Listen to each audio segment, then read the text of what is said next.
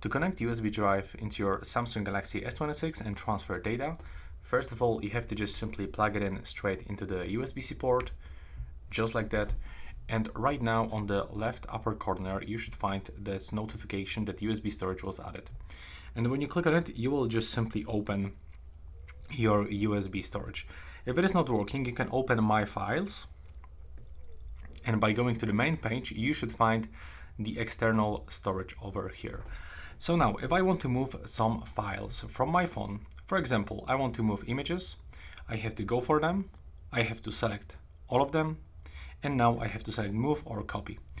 I want to copy them. Now I have to go from internal storage to the USB storage, and I can pick my folder for the photos. For example, I want to put everything in my downloads. So now I have to click copy here, and you just have to wait until the copy process will be finished. And that's basically everything for this video.